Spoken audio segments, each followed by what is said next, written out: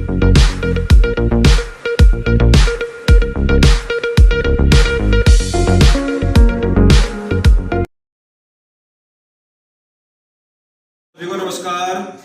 आज हम चर्चा करेंगे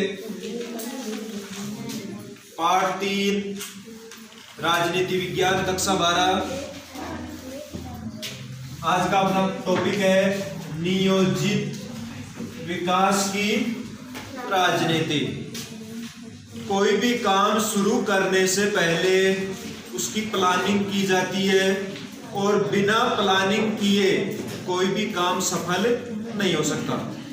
तो काम में सफलता के लिए, अपने लक्ष्य की प्राप्ति के लिए, चाहे कोई देश हो चाहे कोई व्यक्ति हो, उसके द्वारा एक निश्चित योजना बनाई जाती है और योजना संसाधनों की उपलब्धता के आधार पर बनाई जाती है कि देश के पास कितने संसाधन हैं, कौन कौन से संसाधन हैं, उन संसाधनों का उपयोग हम किस प्रकार से करें कि टिकाऊ विकास हो, संपोषित विकास हो। टिकाऊ विकास का मतलब होता है विकास भी होना चाहिए और संसाधन अगली पीढ़ी के लिए भी सुरक्षित रहने चाहिए।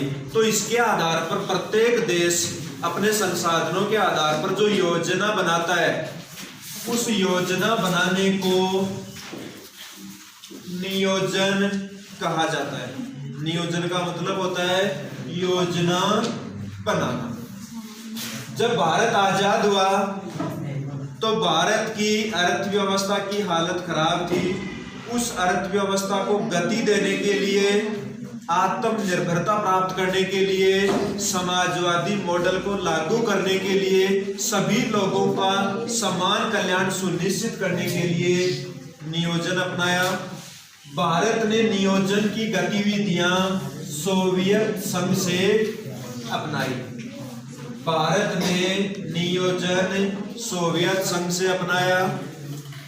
योजना आयोग की स्थापना 15 मार्च 1950 को हुई थी।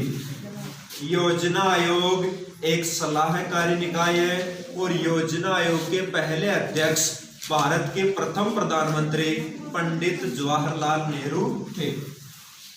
उसके बाद योजना आयोग की जगह नीति आयोग की स्थापना की गई। नीति आयोग का पूरा नाम है राष्ट्रीय भारत परिवर्तन संस्थान। नीति आयोग का पूरा नाम राष्ट्रीय भारत परिवर्तन संस्थान। नीति आयोग की स्थापना 1 जनवरी 2015 को की गई और नीति आयोग का अध्यक्ष भी भारत का प्रधानमंत्री होता है। वर्तमान में नीति आयोग के अध्यक्ष है नरेंद्र मोदी और नीति आयोग के उपाध्यक्ष हैं राजीव कुमार। याद रखना, नीति आयोग के अध्यक्ष होते हैं प्रधानमंत्री और उपाध्यक्ष है वर्तमान में राजीव कुमार। पोस्को प्लांट दक्षिणी कोरिया की स्टील कंपनी, यह उड़ीसा में स्थापित किया गया था।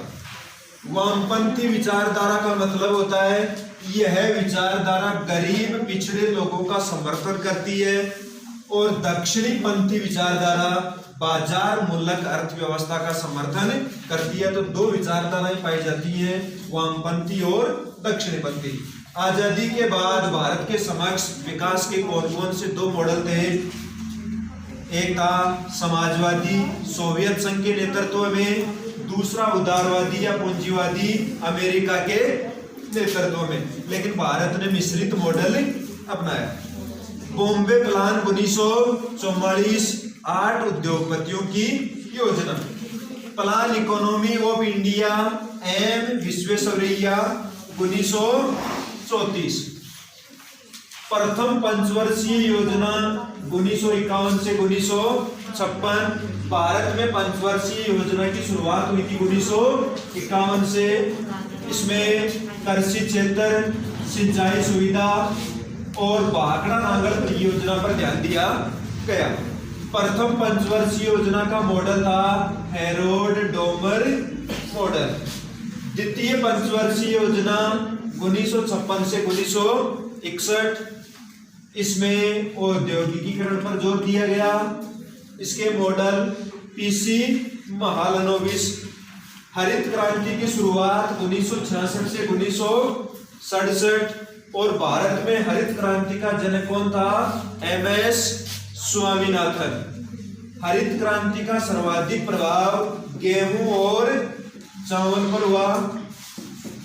बैंकों का राष्ट्रीयकरण 1969 में, और चौथा बैंकों का राष्ट्रीयकरण हुआ था इंदिरा गांधी के समय।